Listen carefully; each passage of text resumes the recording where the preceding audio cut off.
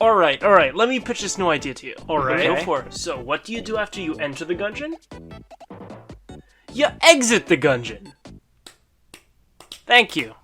I'm a genius, aren't I? Thank you very much. So, 2 weeks after my Enter the Gungeon video drops, the Mad Lads at Dodge Roll drop Exit the Gungeon, the sequel to Enter the Gungeon. Technically. Maybe.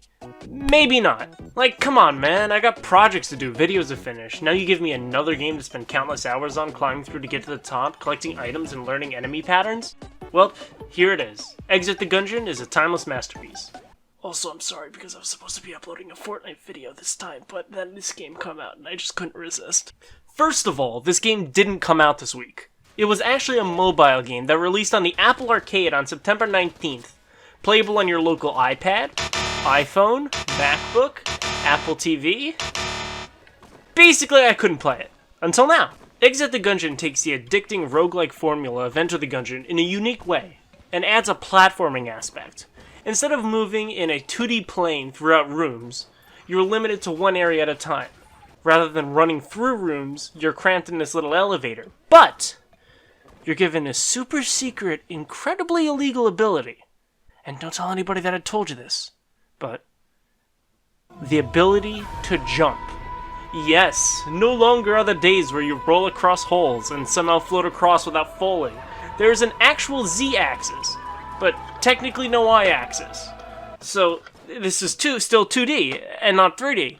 Except that means that there's just an X and a Y, but then the perspective changes, and then there's no X, or no Y, or no Z, but there's two with a third. Anyway, after shooting the Gun of Promise, a gun that breaks space and time, the Gungeon begins to crumble. So Caliber, this genie-looking woman, blesses your gun, and the more combos you get, the higher chance you have of getting a new gun. And yes, you are only able to have one gun now. These are given at random after getting combos displayed in the top right. So as active items are also missing, the only items you can get out of chests are passives. Yet the only way to get benefits is through passives, gun spawns are completely random, and your luck in getting a good gun in the middle of a boss fight rests in just that, luck. Shops are found at the end of each floor, meaning you have to beat the first boss to access it as well, which if you're starting off this game new, you're not gonna. I'm sorry. It sort of sucks because in comparison to the prequel, your tactics walking into a boss fight are severely limited, as you really cannot prep for it. It just comes.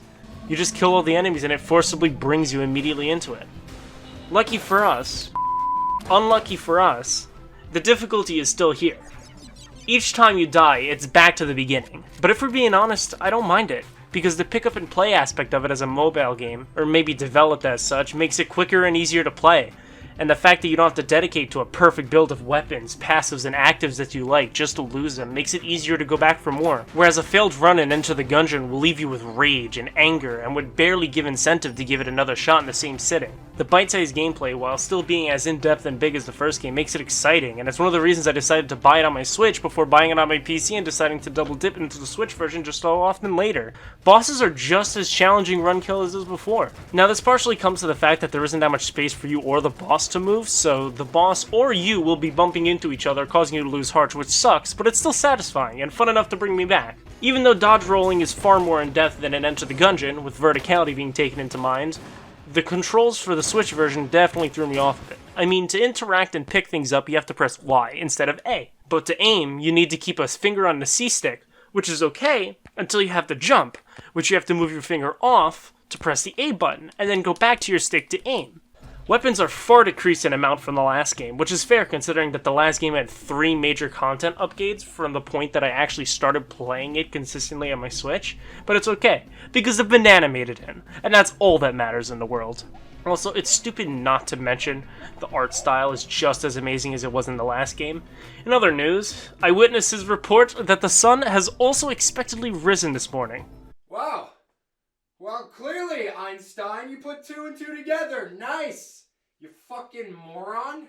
The characters of the enemies and characters from the first game that I wish so much I could see more official representations of is here. While the enemies and the art style definitely had an update, they still look as iconic and amazing as ever, and seeing them in new art styles without overlooking the original design and ideas of the first one is just as amazing, and the music is just as cool as ever.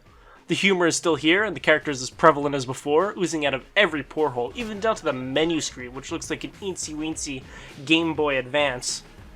Or Game Boy. Or Game Boy Micro. The little bulletkins falling in the background. It makes it feel fresh and exciting.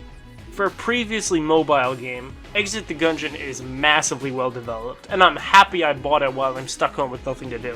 Because with the time this video is going to take to make, and how human society is literally cancelled, Enter and Exit the Gungeon are going to service me a lot of free time. You can't even argue with picking it up too, it's $10. Imagine paying $10 to throw bananas at a cat, like who would ever—